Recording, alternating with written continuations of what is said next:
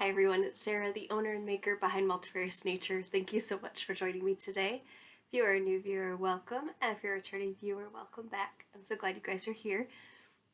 I have, before I get into it, if you haven't done so and you do like the content, we usually talk about knitting, sometimes crochet, fiber arts in general, and definitely about hand-dyed yarn.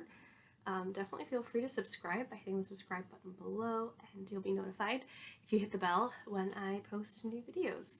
Do try to post weekly if possible. So we'll start with shop update. That's what I usually start with, and I have two new colors I dyed up. One is a one-of-a-kind that I currently don't have in the shop. I am just gonna do something with it. And if I like the way it turns out, I might try to dye something similar. However, it will not be identical because this was a lucky strike. I literally just used extra dye that I had from some previous dyeing that I've been doing, and I'll show you what that one looks like. So that's this one. It doesn't have a name yet, but it's really beautiful. It kind of has this watercolored look to it. It is on a new base. It is a lace weight base. It has kind of peachy look to it, kind of a rosy color throughout, some green speckling. It's kind of a watercolor speckling where it's speckled and then it kind of gets softer. And there's some purple speckles in there, red speckles. It's really beautiful. The base, like I said, is a lace weight.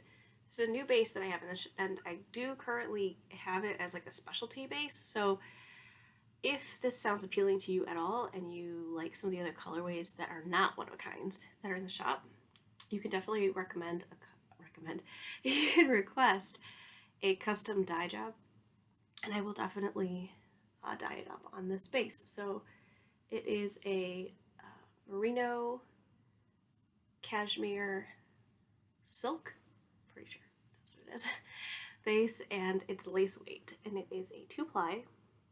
It's super soft, it's beautiful, and because it's lace weight, there's a lot of yardage here.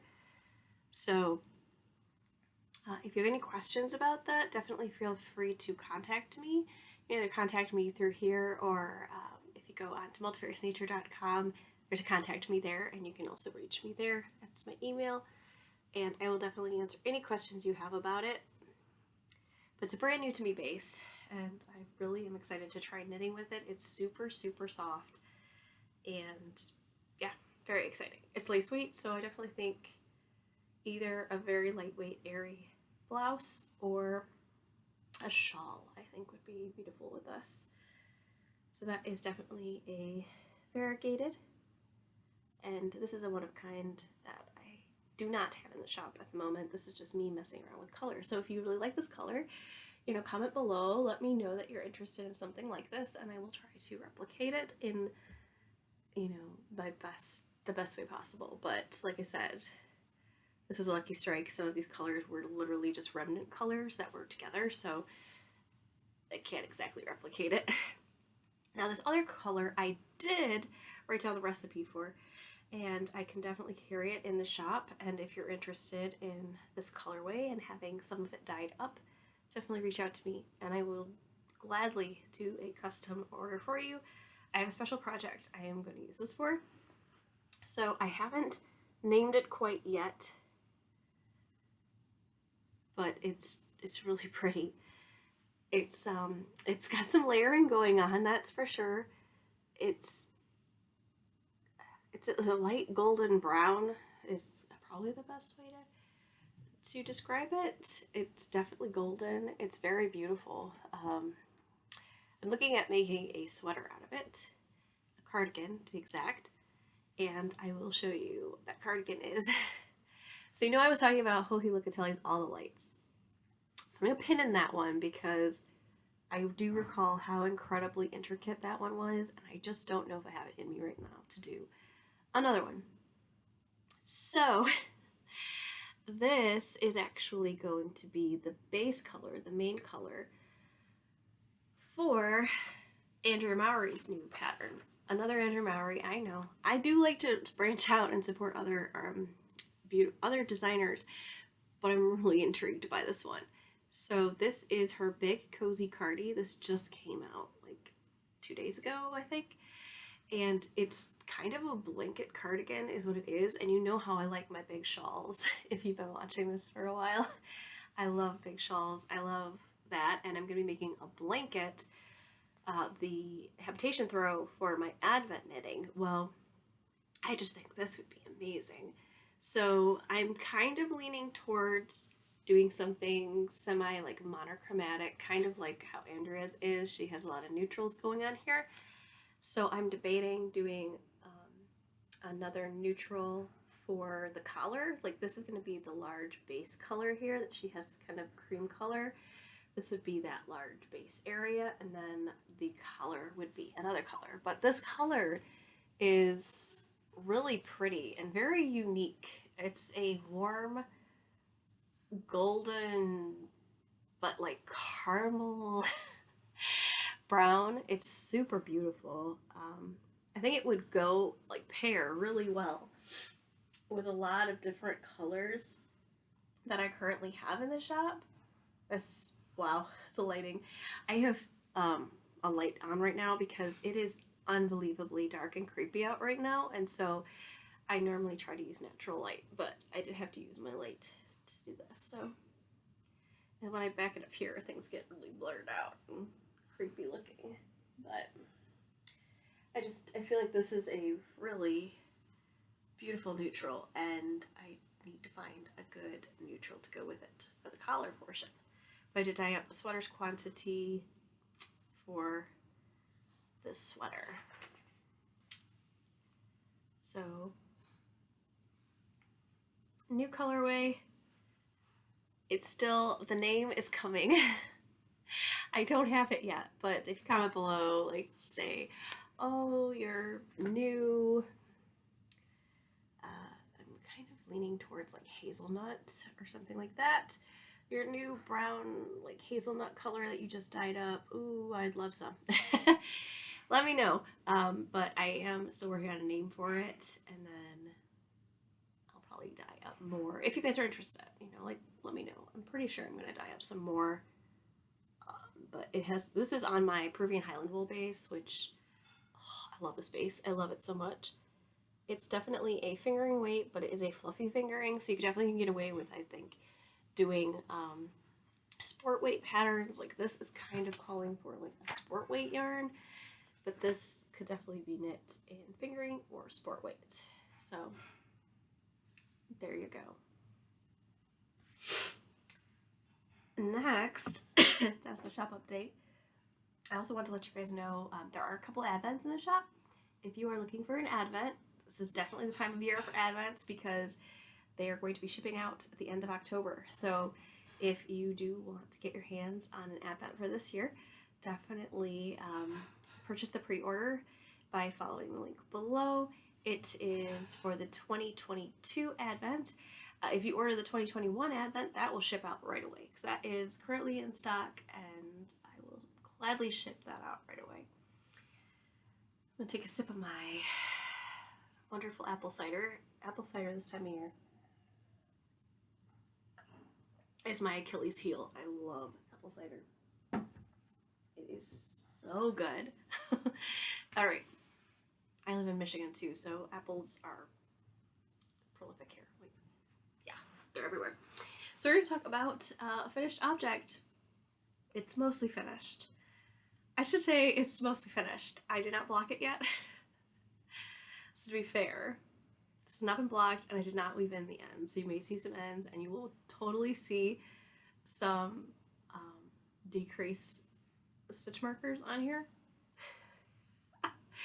Because I haven't removed them yet. Like, I just finished this while I was on my lunch break at work today. So I just threw it on because I was like, I want to show you guys. So here you go. This is the Birdseed. Birdseed sweater by Jamie Hoffman. And it is using a one-of-a-kind colorway that I dyed up on a corriedale base. So you can see what that looks like. So this is a perfect example, like I said, where I did not alternate skeins and they were hand-dyed. So it did actually slightly cause kind of like a striping when it was in small circumference like this. And then there's definitely kind of a division line here because the skein was a little bit more rich in color compared to this one. So that's what happens. So that's why I definitely recommend that you alternate skeins. If you don't want that kind of division line, I think it's kind of comical for me. You can see how there's like a perfect division line here on the sleeves as well. Maybe you don't notice it, but I definitely did. So yeah, it's got a little bit of that going on. But you can see it's kind of a looser knit, so the air can definitely flow through it nicely. And it has a really pretty stitch work going on here in the yoke section. Remember that Birdseed is the name of it. And there's also kind of the seed stitch going on the sleeves and then also on the bottom. So whipped up pretty fast when I actually was working on it. I took forever because I kept switching between projects. But I did finally get it finished and now I can wear it. But I do need to block it. That is for sure. But it's going to be a nice comfy little sweater that I can just kind of throw on, and love the color. It's a really beautiful color. It's kind of I say it's like a raspberry color, but if you look at my raspberry colorway in the shop, which I have right here, raspberry is actually a little bit more of a red color that I have in the shop. So that kind of gives you an idea as to what it looks like. This is a one of a kind, but this is raspberry. It's one of my absolute favorites. I love this color so much. So much. So pretty. Anyway, so that is Birdseed by Jamie Hoffman. So the next one that I worked on this week, I only really worked on 2 projects. I kind of wanted to focus because I wanted to get this one done, which feels so good. I'm getting through my projects because I need to get through them because I've got a bunch of big ones, like Advent knitting is huge, and I need to make sure I get my projects done so that I can do that. So the other thing I worked on was the Mayel socks by Fox and Fig, and I'm so bad about using progress keepers. I used it on here and then I didn't transfer it, but I will now that I've mentioned it. But here's where I'm at now. I'm pretty sure I had just started this one, like got down here somewhere when I spoke to you guys last. So I have now finished the heel flap and I'm starting the gusset area now where the gusset decreases. So this is the second sock. So once I finish that, I will have another pair of my Else shorties. These are some of the most comfortable socks. They fit great in all the right ways. They've got a nice, super stretchy cuff with this really neat ribbing that I've never done before. And then the design on here is really interesting and so much fun to knit. I know it's getting a little blasted out because it's a super wash yarn that's super silky and shiny, and this light is just going to blast it. And this is on my alpaca merino nylon blend, and then this is the merino nylon Selena blend.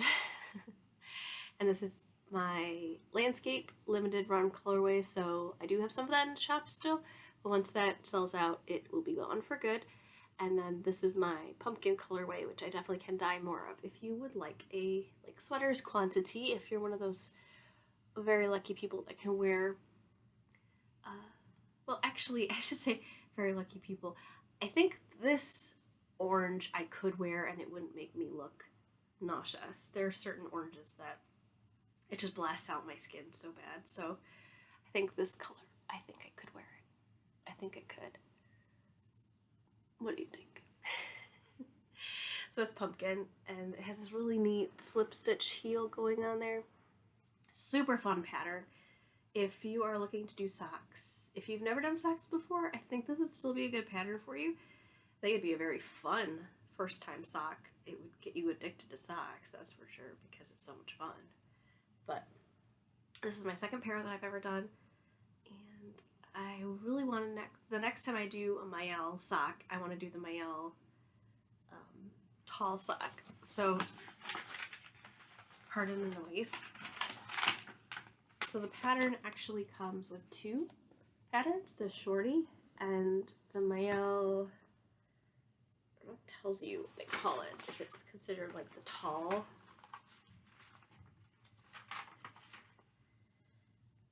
Oh, classic, the Mayel classic. I want to give you guys the right name. So the classic is this one. So it has kind of a different design from the heel up the leg. It looks like it has, yeah, it's a different design than the shorty. So I would like to try that one sometime. But it has the similar texture to the front. But the shorty is so much fun, and because it's a shorty, it goes fast. So I do recommend trying that out. So I think that's it for my works in progress at the moment and the shop update. I didn't work anymore on Melody Hoffman's sweater, but now that I finished this one, I think I will work on that one. I do want to work on my brioche sweater by Leslie Ann Robinson. It's the Coffee and Jewels sweater. I haven't worked on it in a while. I haven't worked on it in probably about a month. So I really need to do that. It's a beautiful sweater. It just takes a lot of focus, and right now my knitting has been like really minimal. I pretty much knit my lunch break. My mornings have been kind of shot. I'll give you kind of like a little bit of a life update at the moment. Currently my mornings are slightly shot. We have a lot, like most people probably in the country, a lot of road construction going on. It's kind of a sore point for a lot of people I work with right now. It's kind of tricky getting to work, so it takes me a bit longer, and so I've had to adjust my schedule. And my mornings, basically, if I knit, and I'll still do it. I still do it. I will knit for like 5 minutes, and I know that sounds ridiculous.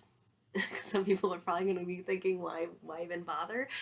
But I get like a little bit of progress, and I don't know about those of you who are hardcore knitters, but if I don't like start off my day knitting at least a little bit, my day just doesn't feel right. It feels off. So I just feel good because it relaxes me. So it's a way that I can start my day off on the right foot. So I do recommend, if that helps you, to at least do it a little bit. Like if you have 5 minutes only, knit. Just do it. Yeah, getting over a bit of cold still. I'm at the tail end. I'm at the tail end. It's ridiculous, but I'm almost there. 2 weeks later, oh boy. My body is still trying to learn how to fight off a cold again. It's ridiculous. But I also have the Stephen West knitting, the shawl, the Rain or Shine shawl. I need to work on that too. I probably should work on that before I do Leslie Ann Robinson's, because I need that cord. I'm pretty sure I'm going to need that cord for... It's because before we know it, can you believe it? I don't even want to think about it, but I can't believe it. I want to, because I really want to knit my Advent so bad. But before we know it, it'll be Advent knitting time, which Advent is in December. So December 1st is when I start knitting my Advent, which is going to be that blanket, the habitation throw. So I definitely need my long cable. Pretty sure I'm going to need my long cable. I need to look at that pattern again. If I don't need my long cable, I might still work on Leslie Ann Robinson's, because I would love to have that sweater finished, especially for the holidays. I think that would be a really pretty sweater. If you haven't checked out that pattern, it's the Coffee and Jewels sweater by Leslie Ann Robinson. hop on over to her Ravelry page and check it out. It's beautiful. It's so pretty. And I mean, brioche is gorgeous anyway, but then she just combines all these different colors, and yeah, I'm pretty excited. So I really should probably work on that one because I'd like to have that ready for the holidays so I could wear that during the holidays.